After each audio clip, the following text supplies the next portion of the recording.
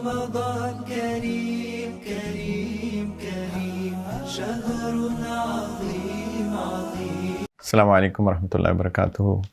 الحمدللہ والصلاة والسلام علی رسول اللہ. اللہ تعالیٰ نے رمضان کے اندر ہمیں ایک بہت عظیم عبادت اور بھی عطا فرمائی ہے، اور وہ ہے تراویح کی نماز. تراویح کی نماز عشاء کے بعد پڑھی جاتی ہے، اور یہ 20 رکعت ہے. کچھ لوگ کہتے ہیں کہ 8 رکعت ہے. اصل میں ان کی دلیل ایک حدیث مبارکہ ہے جو سیدہ عائشہ رضی اللہ تعالی عنہا سے روایت ہے. یہ کسی نے نبی کریم علیہ الصلوۃ والسلام کی رات کی نماز کے بارے میں ان سے پوچھا کہ نبی کریم صلی اللہ علیہ وسلم رات کی نماز کیسی پڑھتے تھے. تو سیدہ عائشہ رضی اللہ تعالی عنہا نے فرمایا کہ ان کی رات کی نماز کا کیا کہنا. انہوں نے کبھی بھی رمضان میں یا رمضان کے باہر 11 رکعت سے زیادہ نہیں پڑھی، اور اس کی تفصیل بتائی کہ کتنی لمبی پڑھتے تھے، اور 4 رکعت پڑھتے تھے، اور پھر تھوڑا آرام فرماتے تھے، اور پھر 4 رکعت پڑھتے تھے. اس میں سیدہ عائشہ رضی اللہ تعالی عنہا کا یہ کہنا کہ رمضان میں اور رمضان کے باہر، یعنی پورا سال، اس میں کوئی تخصیص نہیں ہے، کوئی اسپیسیفائڈ نہیں ہے کہ رمضان کے اندر کی ہی یہ نماز ہے. تو 11 رکعت بنی 8 جمع 3 رکعت وتر کی، تو 8 جمع 3 11. تو یہ تو پورے سال کی نماز ہے. یہ 8 رکعت جو ہے یہ تراویح کی نماز کا ذکر نہیں ہے، یہ 8 رکعت تہجد کی نماز کا ذکر ہے اس حدیث مبارکہ کے اندر.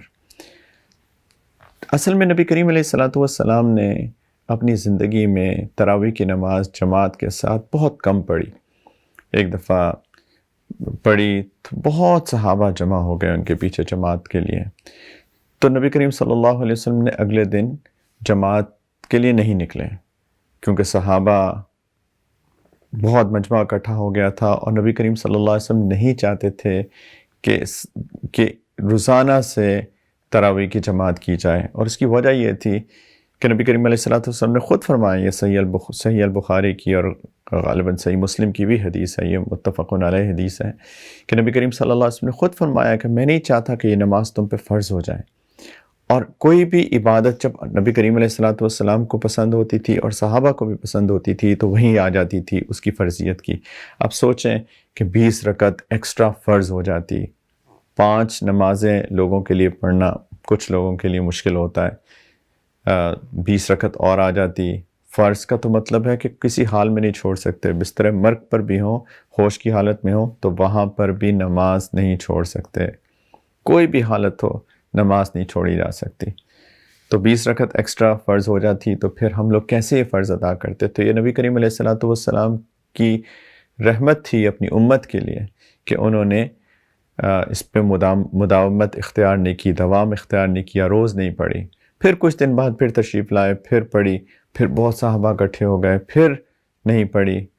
تو اس کے پھر تھوڑے دن بعد پھر آئے، پھر پڑھی. تو اس کی وجہ یہی تھی تاکہ فرض نہ ہو جائے کہیں، کیونکہ وحی کا سلسلہ جاری تھا، اور اللہ تعالیٰ کی سنت مبارکہ یہی ہے. جیسے کعبۃ اللہ کا قبلہ بن جانا مثال کے طور پہ، کیا نبی کریم صلی اللہ علیہ وسلم بھی چاہتے تھے، صحابہ بھی چاہتے تھے کہ مدینہ منورہ آنے کے بعد کعبۃ اللہ قبلہ بن جائے، تو اللہ تعالیٰ نے اس کو قبلہ بنا دیا. فَلَنُوَلِّيَنَّكَ قِبْلَةً تَرْضَاهَا، اللہ تعالیٰ نے فرمایا کہ اللہ نے آپ کے لیے وہ قبلہ بنا دیا جو آپ کو پسند ہے. نبی کریم علیہ الصلوۃ والسلام کے بعد سیدنا ابوبکر صدیق رضی اللہ تعالیٰ عنہ کا دور آیا، اور اس کے اندر بہت پولیٹیکل ٹینشنز تھیں، پورے معاملات کو سمیٹنا، ارد گرد کے قبائل کو دیکھنا. ان کا وقت تو بہت جلدی انہی فتنوں کا مقابلہ کرتے ہوئے گزر گیا. اس کے بعد سیدنا عمر رضی اللہ تعالیٰ عنہ کا دور آیا. تو سیدنا عمر رضی اللہ تعالیٰ عنہ کا شروع کا دور تو کافی فتنوں والا تھا، لیکن جب حالات سٹیبل ہوئے تو پھر انہوں نے بہت سارے اندرونی کام کیے، انٹرنل افیئرز کے اوپر کام کیا، اور ان میں سے ایک چیز یہ تھی کہ انہوں نے تراویح کی باقاعدہ جماعت کا التزام کروایا. اور ایونچولی جس چیز کے اوپر مداومت ہوئی، جس چیز کے اوپر ایونچولی انہوں نے فائنل ان کا جو فیصلہ تھا وہ تھا 20 رکعت کی تراویح کا. اور اس وقت سے لے کر آج تک مدینہ منورہ میں بھی، مکہ مکرمہ میں بھی 20 رکعت کی تراویح کی نماز ہوتی ہے جماعت کے ساتھ. اور صحابہ کا ایک اور معمول تھا، صحابہ کا معمول یہ تھا کہ اگر ان کی سمجھ کے مطابق کوئی فیصلہ خلفائے راشدین نہیں کرتے تھے، یعنی ان کی جو شریعت کی سمجھ تھی، قرآن کی، حدیث کی، تو وہ ضرور پوچھتے تھے، سوال کرتے تھے، لیکن اس کے بارے میں کسی صحابی نے سوال نہیں کیا، یہاں تک کہ ام المومنین سیدہ عائشہ رضی اللہ تعالی عنہ، جو کہ ہم سب کی والدہ ہیں، سیدنا عمر رضی اللہ تعالیٰ عنہ کی بھی والدہ تھیں، وہ ان کا حجرہ مبارک بالکل مسجد کے ساتھ جڑا ہوا تھا، اور مسجد میں 20 رکعت تراویح کی نماز ہو رہی تھی، انہوں نے بھی کوئی سوال نہیں ریز کیا، کوئی سوال نہیں پوچھا کہ عمر یہ آپ کیا کر رہے ہیں، کیونکہ نبی کریم علیہ الصلوۃ والسلام تو کبھی نہیں پڑھتے تھے گھر کے اندر 20 رکعت. تو ان کا سوال نہ کرنا بھی اس چیز کی دلیل ہے کہ گھر کے اندر نبی کریم علیہ الصلوۃ والسلام جو تراویح کی نماز پڑھتے تھے وہ بھی 20 رکعت ہی ہوتی تھی. اینی وے اس کے اندر لڑائی نہیں کرنی چاہیے. جن بھائیوں کا یہ ان کے بڑوں نے یہ بتایا ہے کہ 8 رکعت ہے، تو اللہ تعالیٰ ان کی 8 رکعت قبول کرے، لیکن اہل سنت والجماعت کا یہ کہ فقہا کا یہ حکم ہے، یا انہوں نے ہمیں جو بتایا ہے وہ یہ ہے کہ اس وقت سے لے کر آج تک 20 رکعت ہی تراویح ہے، اس میں 40 سجدے ہوتے ہیں. 40 کی بھی ایک بہت اہمیت ہے. اللہ تعالیٰ نے جب سیدنا موسیٰ علیہ السلام کو کوہ طور پر تورات دینے کے لیے بلایا تھا تو پہلے 40 دن کا اعتکاف کروایا تھا. تو 40 کا اللہ کے ہاں ایک کوئی اسپیشل مقام ہے، جس نمبر 40 کا، 40 کا. تو اس میں 40 سجدے ہوتے ہیں، تو اللہ کا قرب ملتا ہے، اور اللہ تعالیٰ کے قرب کی کاملیت ملتی ہے روزانہ 40 ایکسٹرا سجدے کر کے. تو یہ تراویح کی نماز کا اہتمام کریں. جہاں مسجدیں کھلی ہیں آج کل، لاک ڈاؤنس نہیں ہیں، مرد حضرات مسجد میں جا کے تراویح پڑھیں احتیاط کے ساتھ. پوری جو بھی حکومت کہہ رہی ہے، ڈاکٹرز کہہ رہے ہیں، اور علماء بھی یہی کہہ رہے ہیں، کوئی ڈیفرنٹ بات نہیں کر رہے کہ ڈسٹینسنگ کے ساتھ، احتیاط کے ساتھ وغیرہ.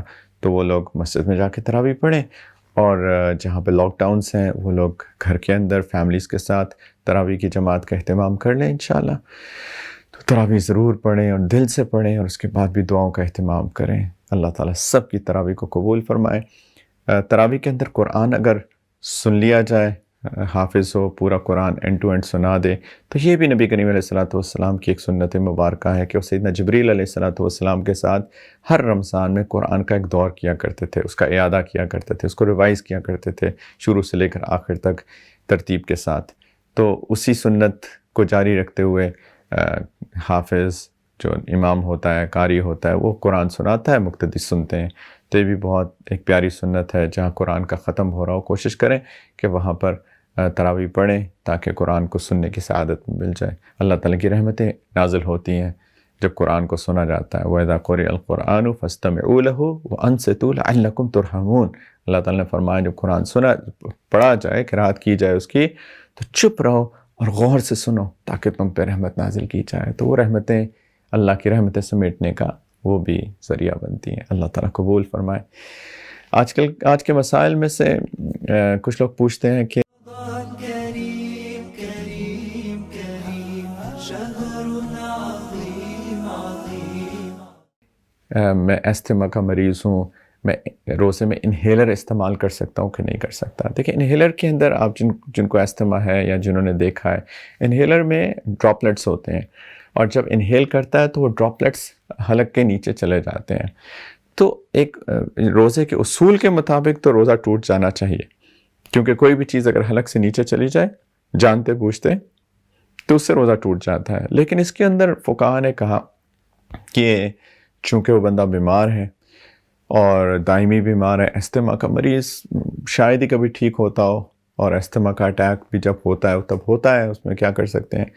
تو اس کے اندر فقہا نے کہا کہ روزہ رکھیں. اگر انہیلر کے استعمال کی ضرورت پیش آئے تو ضرور استعمال کریں، جان کا مسئلہ ہے، سانس نہیں آتا جن کو استھما کا اٹیک ہوتا ہے تو انہیلر استعمال کریں، روزہ جاری رکھیں. اور اگر صاحب استطاعت ہے، اللہ نے مال دیا ہے، تو رمضان کے بعد اس روزے کا جس میں انہیلر استعمال ہوا ہے اس کے بدلے میں فدیہ دے دیں، کسی غریب مسکین کو اس روزے کے بدلے میں کچھ کھلا دیں.